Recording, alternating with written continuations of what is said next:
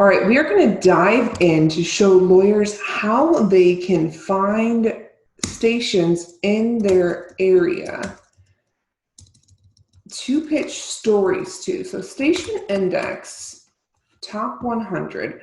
It's so funny because I used to jump on this all the time to look for jobs and see which city was in which market. So you can actually go to stationindex.com right here, /TV/TV markets, or you can just Google Station Index Top 100, and this is what you're going to find. And basically, cities are split up into market size. So this is the market I used to work in. And say you're in Tampa, St. Petersburg, and you want to pitch a story to a local news station, but you're not quite sure what those local news stations are. You know, you've seen them, you've watched them, but you need to find out some information. So let's click there. And of course, there's an ad. And then a lot of people think that there's just, 4 stations because you usually have CBS, Fox, ABC, and NBC, right? But look at how many stations there really are. The potential for opportunity is a lot bigger than a lot of people think because some stations own more than one affiliate. And so there's different shows going on there, different types of shows within those stations. I used to work for ABC Action News they're affiliated with ABC, but it's owned by EW Scripps, which is a national company which owns a lot of TV stations. And then you can we'll just go in to WFLA and you can go to their website. And so you can jump on here and simply see what kind of news they cover. We'll see local news. So we have local news, local headlines. We have, of course, the coronavirus. They have county breakdown. So let's see if they have any other brands. A lot of stations have brands. So let's go to news. It looks like they have viral news. They cover recalls. They cover, it looks like the border, DC, politics, entertainment. So these are all different areas of opportunity for you. And even though you're a lawyer, you can fit into multiple different things within this. Recalls could be one if you're covering a case that happens to deal with a product that injured your client and that product was recalled. That could be a story they would want. They also have, I think they're the ones that have Better Call Bankin'. And so that's an investigative reporter who covers, anything that's a little bit more in depth or kind of like we're in your corner type of news. But what you want to do is sometimes you can find information by either contact us, and the number I would stay away from unless you can't find an email. I always look for an email first. And then I usually search for a reporter's email. You can send something in here, but honestly, I don't really know where that goes to or if people even look at that. So I always go to a reporter, or just like, sometimes they're so sketchy about like even giving out their email because they already do get a lot. So you can go to Meet the Team instead. And for example, you'll go to 8 on your side investigators. So you Better Call Bankin'. You can go to email. I hate how these pop up sometimes, but you can see there's her email. So you can send an email to her. I would say it better be investigative, otherwise she might just throw it away. This is my old name. And what I usually like to do and what reporters like to do is to start out with the location. And so I used to cover Polk County. So we'll say Polk County, And then your headline, so Polk County man arrested for fraud or something like that. Or, you know what, this is even better. Put story idea, something like that, or tip works really well here, or let's see, what else? A pitch. I would say pitch, story idea, tip is probably like your main three.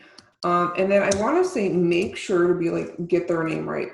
And don't just copy paste everything, because I hated as a reporter when you would get so many different types of fonts, because you could tell someone wrote it and then they copied the rest, and it just looks like obviously you didn't put a lot of time and effort into what you're showing me.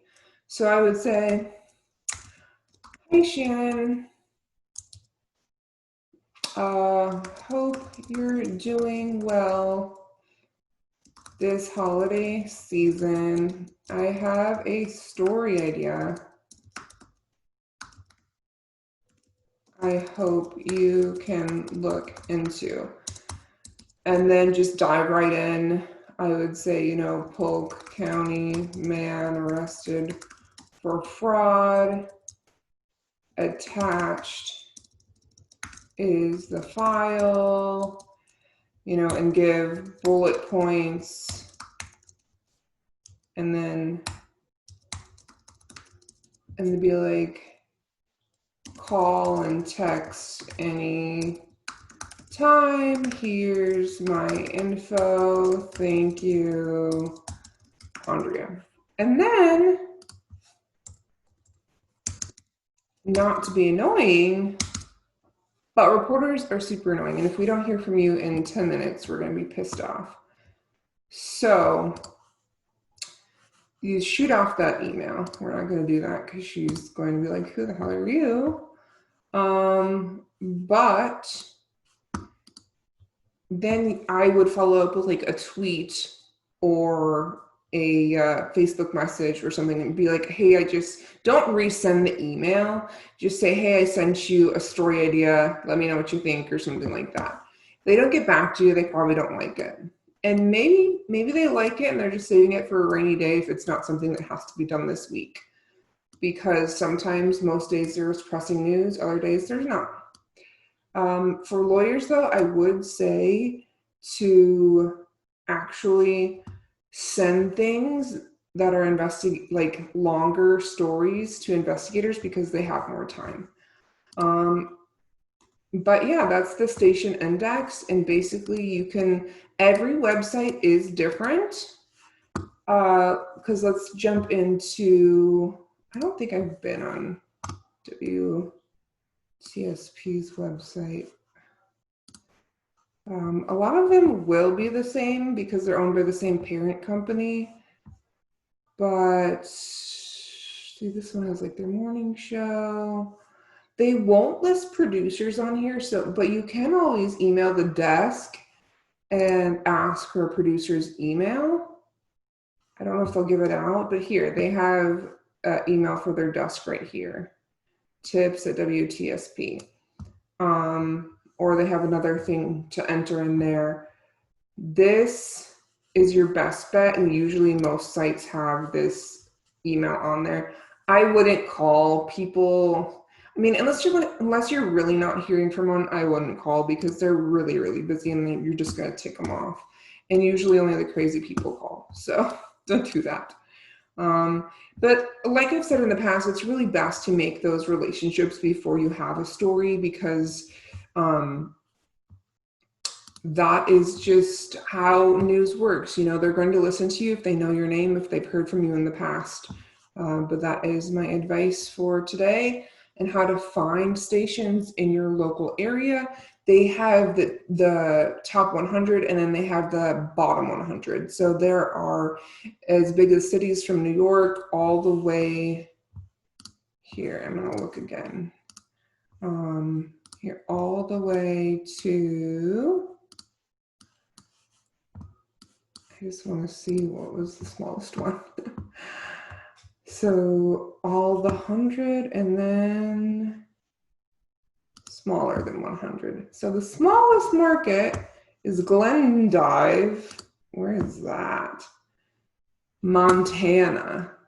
Super tiny town. There's just two little places there. And then I'm gonna find, I used to work, my smallest station I used to work at was in, it's 120 now, Fargo, North Dakota.